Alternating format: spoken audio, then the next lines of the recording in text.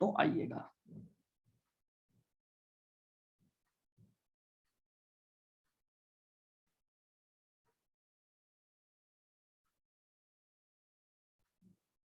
Solution. ठीक है, एक तो हम बनाएंगे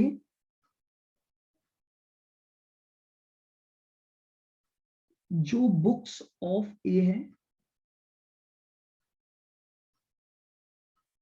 उसमें जॉइंट वेंचर विथ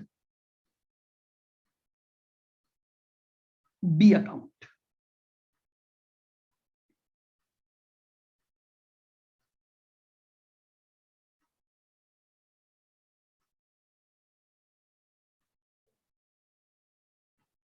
जिसमें मैं केवल अपने ट्रांजैक्शंस को रिकॉर्ड करूंगा, ये मानते हुए कि मैंने बिजनेस के लिए जो काम किया उसका पैसा बी से ले लूंगा, और या मैंने बिजनेस के बिहाफ पर जो रिसीव किया वो बी को दे दूंगा, और बिजनेस के ट्रू रिजल्ट को जानने के लिए बनाऊंगा मेमोरेंडम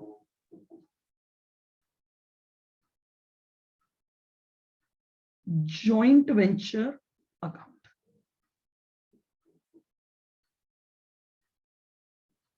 जिसमें हम दोनों के ट्रांजैक्शंस को लिखेंगे ताकि हम पूरे जॉइंट वेंचर बिजनेस का प्रॉफिट लॉस ढूंढ सके। तो लीजिए,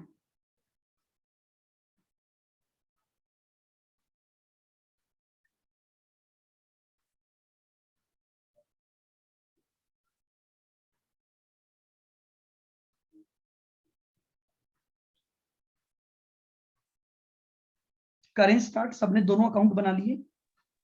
यस सर। आओ बिल्कुल धीरे धीरे एक एक ट्रांजैक्शन को उसकी अकाउंटिंग हम करते जाएंगे। आ जाओ, सबसे पहला ट्रांजैक्शन उसने दिया है, ए ने 100 मोपेड खरीदी और उनका जो पेमेंट बना उसमें से 72,000 रुपए कैश दिया। अब आप ऐसे समझो, मैं ए हूं, मेरी बुक्स बना रहे हैं, और एक पर्सन हमारे पास बी है। अब सुनोगे, पहले तो ये बताओ मैंने जो गुड्स खरीदा मैंने उसका कितना पेमेंट किया होगा। 100 मोपेड खरीदी इनटू एक मोपेड की कॉस्ट दे रखी है 3600 रुपए, क्या 3,60,000 टोटल बना? Yes sir. उस 360 में से मैंने 72,000 रुपए तो कैश में दिए। तो आओ, अगर मैंने ये पेमेंट किया है तो ये पैसा मैं बी से मांगूंगा या नहीं मांगूंगा? मांगोगे सर। तो मैं एंट्री डाल दूंगा, भैया ज्वाइंट वेंचर विथ बी को तो डेटर बना दो और यहां लिख दो टू कैश। मैंने 72,000 रुपए तो कैश में पे किए और बाकी का पेमेंट टू बैंक के थ्रू लिख दो।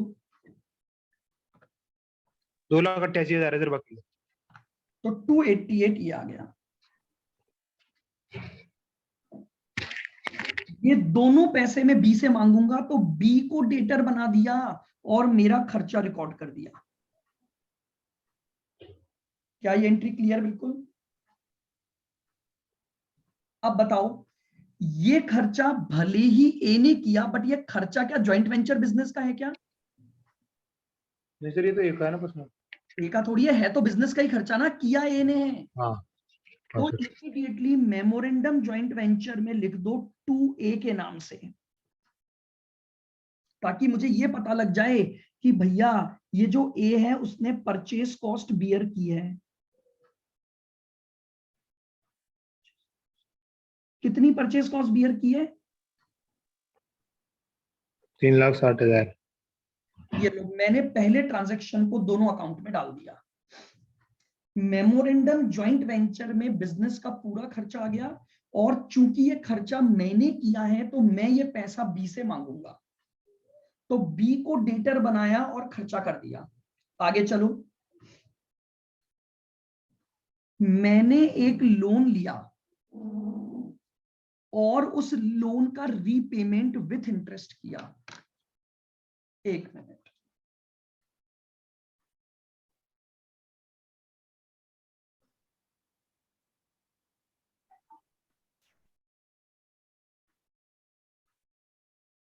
देखिएगा, आपने 50,000 का लोन लिया है, 2 महीने में उसे रीपे भी कर दिया, तो देखिएगा अल्टीमेटली लोन लिया और लोन वापस हो गया, इस ट्रांजैक्शन से तो मुझे कोई लेना देना नहीं है, बट मेरे बिजनेस का एक एडिशनल खर्चा हुआ है इंटरेस्ट का। हुआ कि नहीं हुआ? हो गया ना सर? मेरे बिजनेस का एक एडिशनल खर्चा हुआ, किसका? इंटरेस्ट का। इंटरेस्ट का। कितना इंटरेस्ट बना जरा अपन देखते हैं।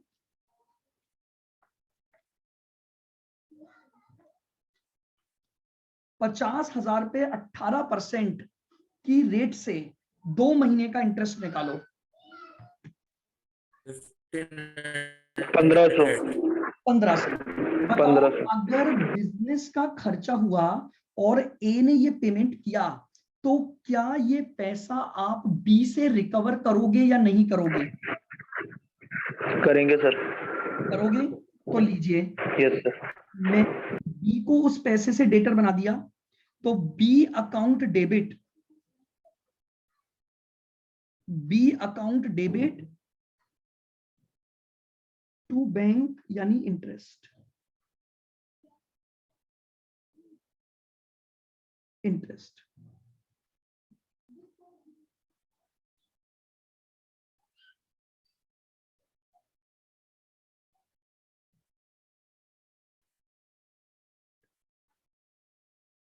ये लीजिए 2/12 मैंने इंटरेस्ट दिखा दिया, और ये खर्चा चूंकि बिजनेस का है तो ए के अकाउंट में भी आ जाएगा, क्योंकि भैया ए जो है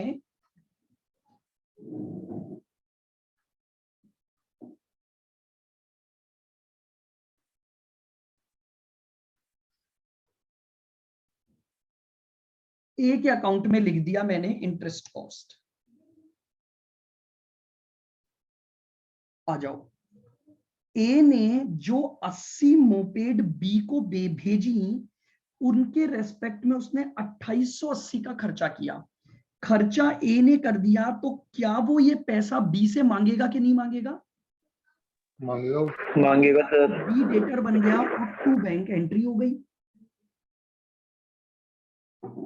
ब्रैकेट में लिख दो कौन से चार्जेस थे, फॉरवर्डिंग एंड इंश्योरेंस।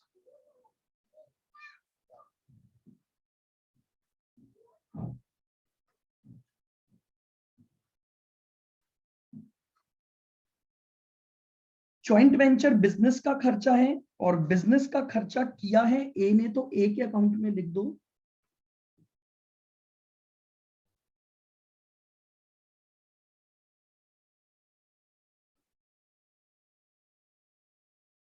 $2880 ये लीजिए। अगले ट्रांजैक्शन पर चलते हैं अब अपन।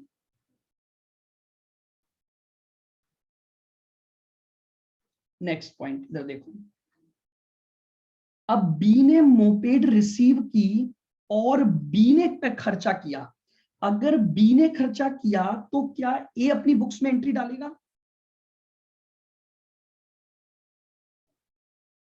क्या अब आपको बी से कुछ लेना देना है क्या इसके लिए? बी ने खर्चा किया तो आप नहीं डालोगे, लेकिन मेमोरेंडम में तो आएगा। नहीं सर। लेकिन मेमोरेंडम में तो आएगा, तो टू बी के नाम से आ जाएगा। समझ रहे हो मेरी बात को? मेमोरेंडम ज्वाइंट वेंचर दोनों का कंबाइंड बन रहा है, और ये अकाउंट केवल ओन ट्रांजैक्शन को रिकॉर्ड करने के लिए बन रहा है, तो टू बी में आ जाएगा। कौन से चार्जेस पे किए हैं? क्लियरिंग चार्जेस हैं 720 रुपए के। सर ये ऊपर वाला तो केवल बी का ही बन रहा है ना, और मेमोरेंडम दोनों का बन रहा है? हाँ जी, मेमोरेंडम तो दोनों का इसलिए बनाना पड़ेगा ना, तभी तो प्रॉफिट लॉस पता लगेगा बिजनेस का। हाँ। 720 रुपए।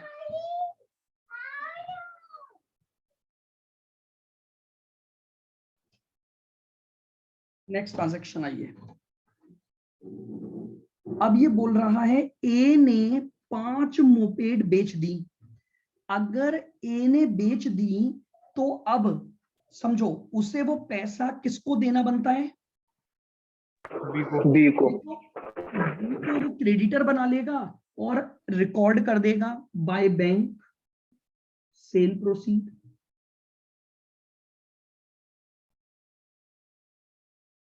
Bye bank sale. कितनी मोपेड बेची?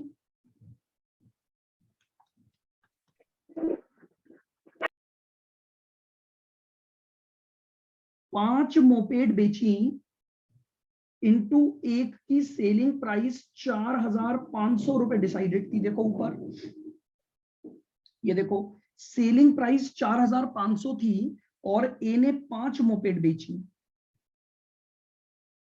बी ने 20 मोपेड बेची। अच्छा, सेल हुई है तो जॉइंट वेंचर बिजनेस की इनकम भी हुई होगी, तो ये आ गया बाय सेल्स ए का।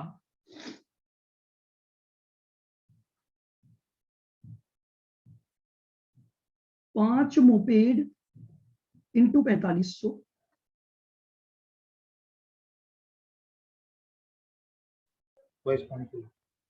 और बी ने कितनी बेची? 20 4500 90,000।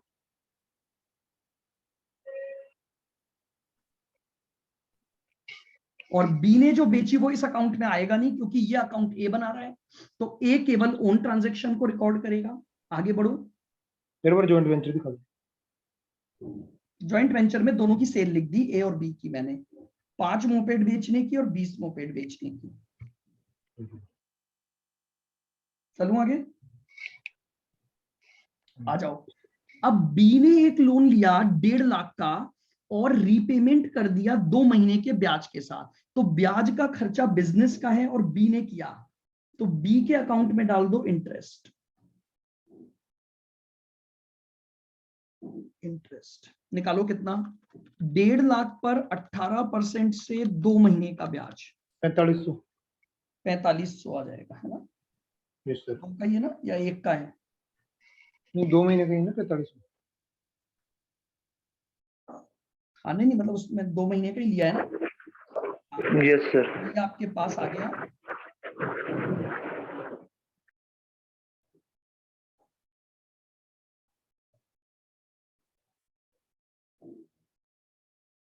तो इंटरेस्ट आ गया 45। आगे चलो। बी ने, ध्यान से सुनना, ट्रांसफर किए हैं 1.5 लाख रुपए ए को और साथ में 50 रुपए का खर्चा हुआ, यानी अब बी ने ए को पैसे दिए, तो बी से आप पैसा मांगते थे कि नहीं मांगते थे? ये देखो डेबिट साइड का मतलब आप ये पैसा मांगते थे, उसमें से उसने कितना दे दिया आपको?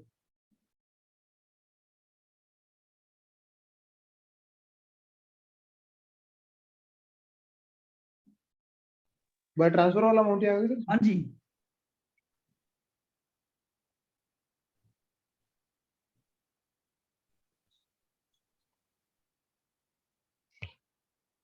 लिमिटेशंस का मतलब क्या हो गया सर? वापस सुनना, एक बहुत सिंपल सी बात है।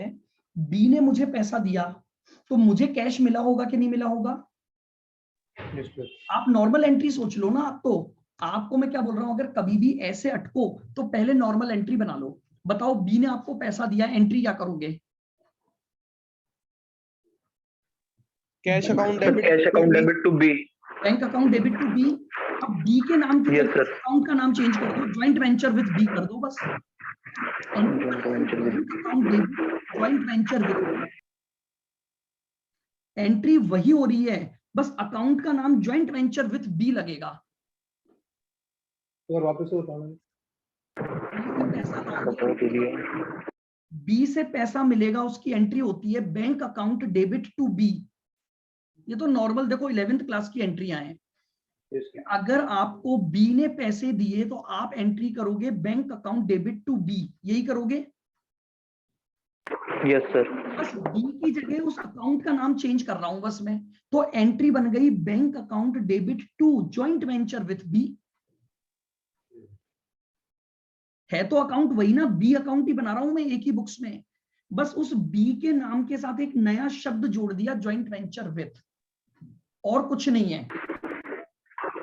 अच्छा सर, वो फिर वो बाय बैंक से आ गई मतलब। बिल्कुल। और जो खर्चा हुआ वो बी ने किया, तो बी के खाते में खर्चा डाल दो।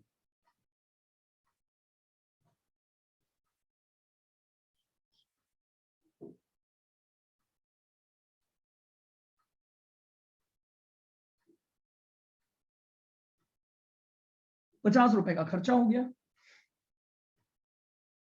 नेक्स्ट ट्रांजैक्शन आ जाओ। ए ने बैलेंस मोपेड और बेच दी। तो पहले देखो ए के पास थी कितनी।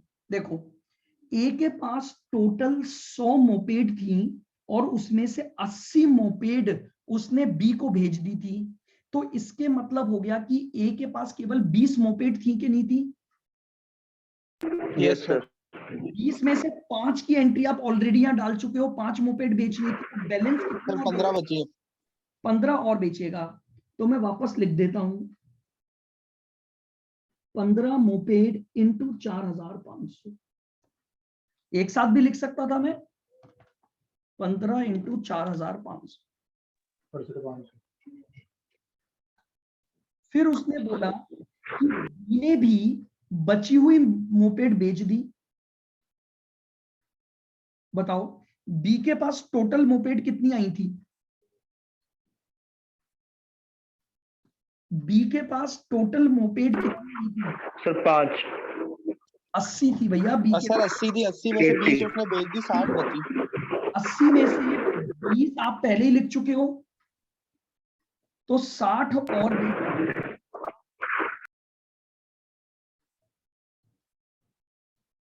60 इंटू 4500, 2,70,000। ये 200। सर एक बार दोबारा बताओ ना, सर ये आया ही नहीं।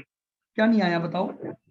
सर जो बी वाला, आप जो बी वाला बताए थे ना सर, ये मुझे बात मतलब बताओ, 80 थी मतलब बी के पास कितनी मोपेड गई थी? सर 80। 80 में से यहाँ 20 तो वो पहले ही 20 बेच चुका है ना। आपके डिस्टर्बेंस बहुत आता है माइक ऑन करते ही। अब देखो आप वापस सुनना, इनिशियली ट्रांजैक्शन क्या हुआ था वो समझो। ए के पास 100 मोपेड थी, उसमें से उसने 80 बी को भेज दी थी। इस 80 में से बी ने 20 तो पहले ही बेच दी, वो अपन यहां लिख चुके हैं। तो अब और कितनी बची बी के पास? 60 बची। वो 60 उसने यहां बेच दी। 60। वो 60 उसने यहां बेच दी। ठीक है, अच्छा ठीक है सर, आगे। आगे आ जाओ, आगे बढ़ते हैं। ए ने सेलिंग एक्सपेंसेस पे किए 5,000 और बी ने सेलिंग एक्सपेंसेस पे किए 20,000। तो ए के खाते में डाल दो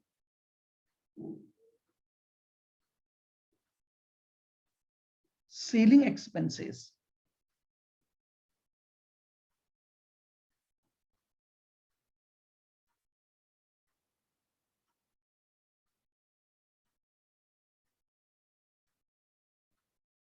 और बी के खाते में डाल दो उसके सेलिंग एक्सपेंसेस। खत्म, पूरा ट्रांजैक्शन खत्म हो गया। हमने सारे ट्रांजैक्शन को रिकॉर्ड कर लिया। सबसे पहले अब ज्वाइंट वेंचर का प्रॉफिट लॉस निकाल लो।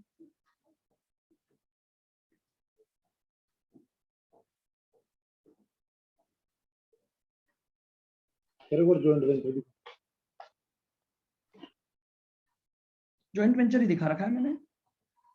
ज्वाइंट वेंचर का प्रॉफिट निकालो। 22,500 plus 90,000 plus 67,500 plus 270 minus 360 minus 1,500 minus 2,880 minus 5,000 minus 720 minus 4,500 minus 50 और माइनस 20,000।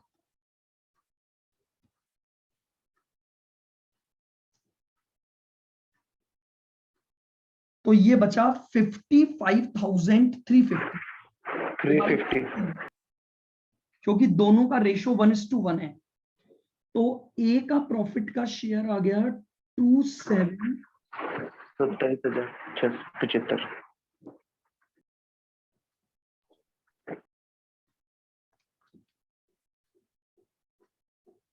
55,350।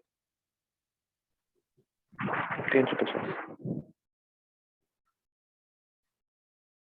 अब ए का जो प्रॉफिट का हिस्सा बनता है वो उसे बी से मांगेगा, तो 2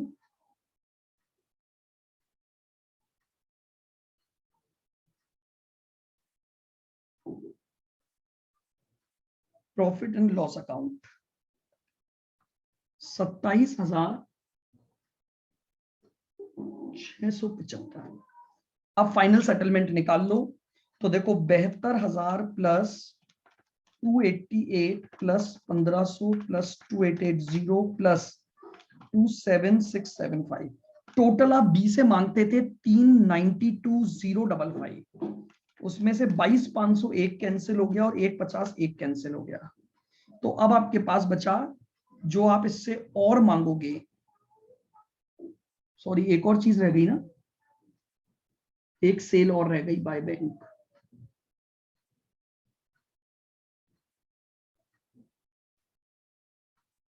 एक सेल और की थी ना ए ने 15 की,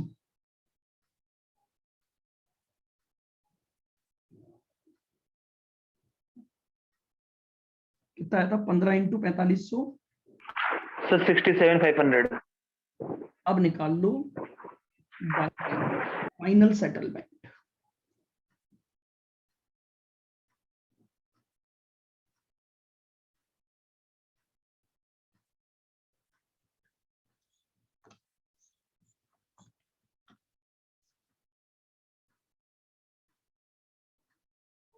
$152, ये आपका फाइनल सेटलमेंट का अमाउंट है।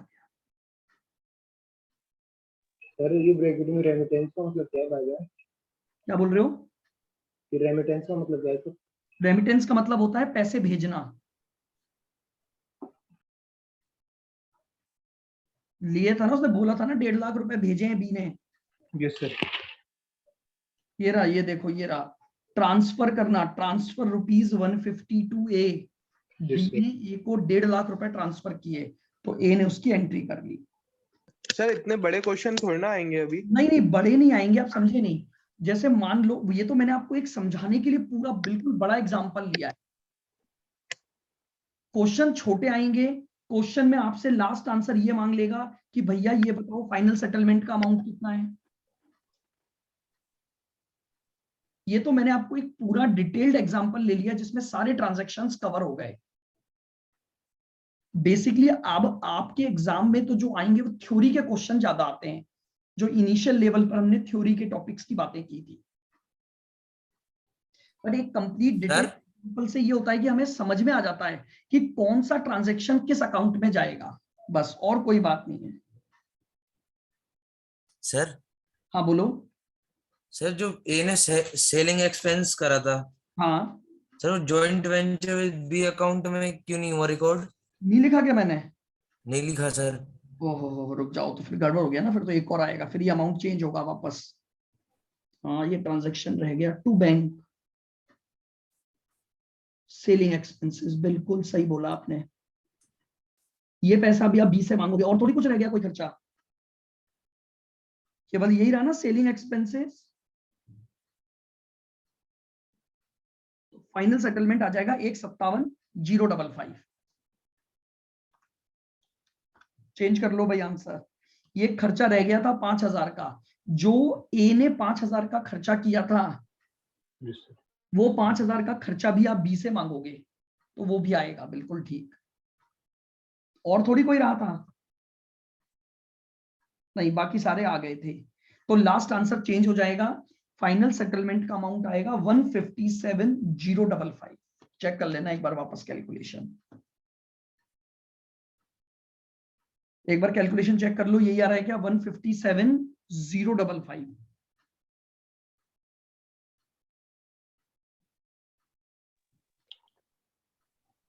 जॉइंट वेंचर विद बी वाला पूरा दिखा दूंगा। ये लो,